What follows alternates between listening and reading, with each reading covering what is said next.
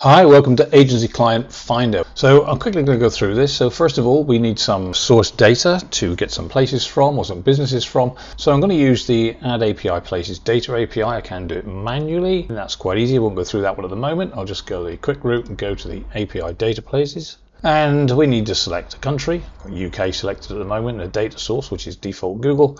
And we define an area. Now you can type whatever I want in here. I'm just typing PLY to start off with. When I click to search that area, it'll populate this town or postcode options.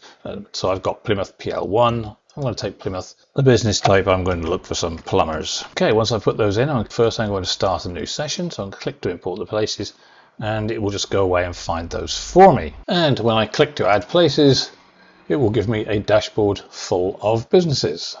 Okay, I can filter these out a little bit. I can clean for invalid websites, so I want to make sure that all the ones I'm going to work for have got a website. So click to clean invalid websites. That will run and do that for me. I could in fact keep it so I'd only keep the ones that didn't have websites if that's the kind of business I was looking for. So now I can go and check all those websites and stuff about the business. I can just click this up here, and it will go off and it will just process each one of the businesses and find all the basic information about them. So now I have all the basic information, contact information, etc. If we want to, we can work from here, but we're probably better off to do an even more in-depth analysis. So let's take one of these. Let's try this Mike Jarvis Plumbing, and we can go into OpenView. And now we get the information that we've got, but in a better displayed view. We can see exactly what we've got, what we haven't got, and what's right and what's wrong. We can do some more in-depth analysis. So if we do all these, we can check the performance of the site, the SEO, the site, the accessibility, and we can do those all in one go. So you just click that button there. And that's all done. We can also find the link data on it. And we can check all sorts of other things. We've got a mobile friendly screenshot over here, so I can check if it's mobile friendly. I'll run off and do a test on that one. In fact, while that's working, we'll look down here. We can see apparently it hasn't got a link to the account linked to the website. So let's go and see if we can search if we can find one.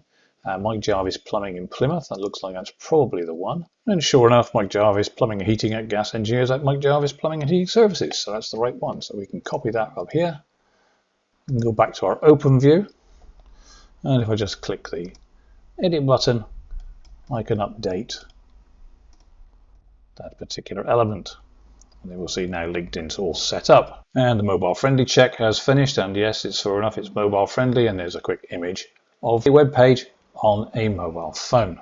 And once we have all the information that we want, we can turn that into a customer report by going to Build Customer Report, and we can decide what we want and don't want in the customer report. We can take things out or put things back in, and I'm going to generate that report.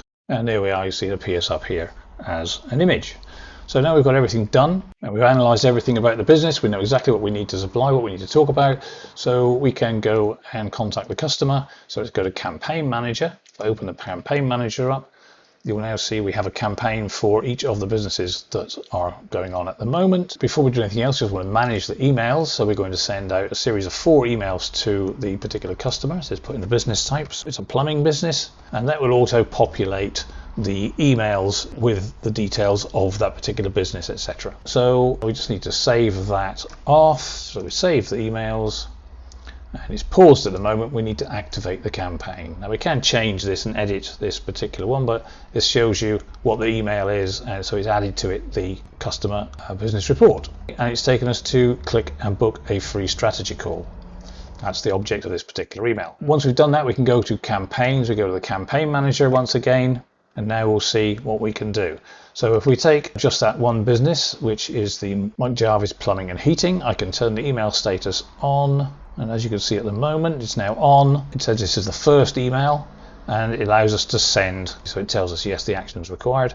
So I send that, and there we are. The email is now sent, and you'll see that there's no action now required. In fact, the emails come to me because part of the test, so you can see it's actually come in there. We're now on to the second email. It won't allow you to send that out now for another 48 hours so that you send out these emails in a sensible sequence, and all you need to do is come into your campaign manager once a day and go through, and if it says action required, so in this case it says you need to phone somebody. If there's no action required or whatever, this one will then come back to yes and tell you to phone the next one out. It says need to fill your appointment book, so that's come into me. And you see it has the report in there, the email, and click to your free strategy call. and you can connect any calendar to that one. They can book their own strategy call and actually engage with your customer.